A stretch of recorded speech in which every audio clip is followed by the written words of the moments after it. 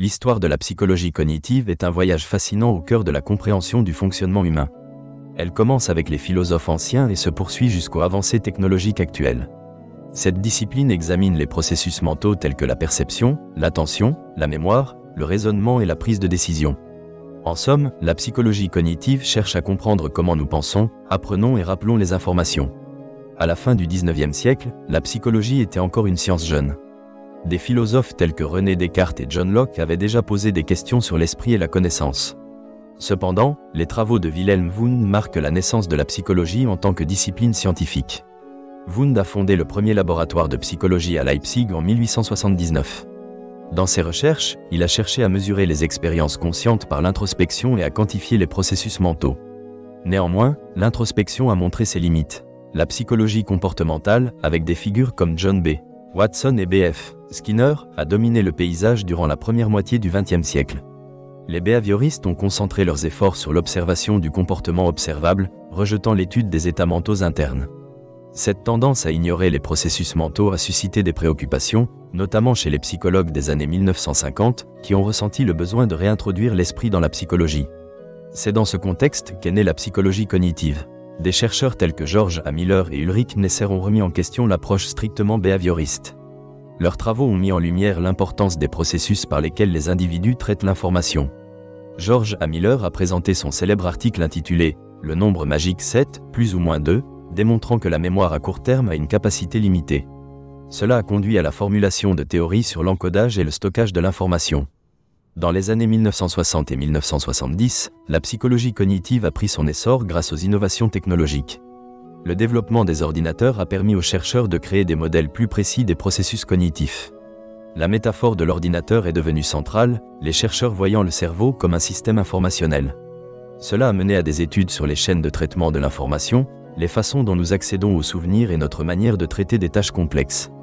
Un jalon important a été la publication de « Psychologie cognitive » par Ulrich Neisser en 1967. Cet ouvrage a rassemblé recherches et théories sur la perception, la mémoire et le langage. Neisser a plaidé pour une approche intégrative, combinant les processus cognitifs avec le contexte dans lequel ils se produisent. Son livre a servi de fondement à l'acceptation de la psychologie cognitive comme discipline respectée. Le modèle de traitement de l'information a également pris de l'ampleur. Les psychologues ont élaboré des théories concernant les étapes du traitement des informations, souvent représentées sous forme de modèles hiérarchiques. Par exemple, le modèle d'Atkinson et Shiffrin sur la mémoire, introduit en 1968, propose que l'information passe par 3 étapes: l'enregistrement sensoriel, la mémoire à court terme et la mémoire à long terme. Ce modèle a établi une base solide pour des recherches ultérieures. Les années 1980 ont marqué un tournant avec l'émergence des neurosciences cognitives. Cette discipline est née de l'interaction entre la neurologie et la psychologie cognitive, utilisant les avancées des technologies d'imagerie cérébrale. Les développements d'outils tels que l'imagerie par résonance magnétique fonctionnelle et l'électroencéphalogramme ont permis d'explorer les bases neurologiques des processus cognitifs. Les chercheurs ont observé comment différentes régions du cerveau s'activent lors de la mémorisation, de la prise de décision et d'autres activités cognitives.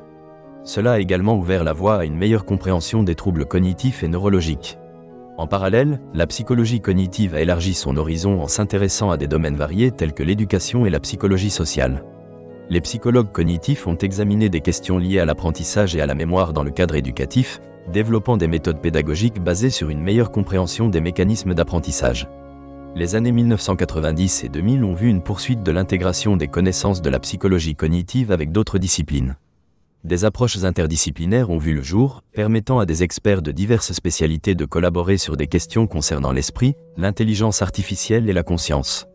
Cependant, la psychologie cognitive a fait l'objet de critiques. Certains chercheurs estiment que son approche, bien qu'informatique, peut négliger les aspects émotionnels et sociaux influençant la cognition. Ce débat a conduit à l'émergence de nouvelles écoles de pensée, comme la psychologie écologique, qui soutient que le comportement humain ne peut être compris sans prendre en compte le contexte social et environnemental. En conclusion, l'évolution de la psychologie cognitive illustre l'histoire dynamique d'une discipline en constante redéfinition. Depuis ses débuts, elle a évolué d'une approche introspective à une science rigoureuse basée sur des données. En explorant les processus mentaux sous divers angles, elle a enrichi notre compréhension de l'être humain. Les avancées et défis actuels, associés aux innovations technologiques, la maintiennent au cœur de la recherche contemporaine. Elle demeure un champ fertile pour les futures explorations et découvertes.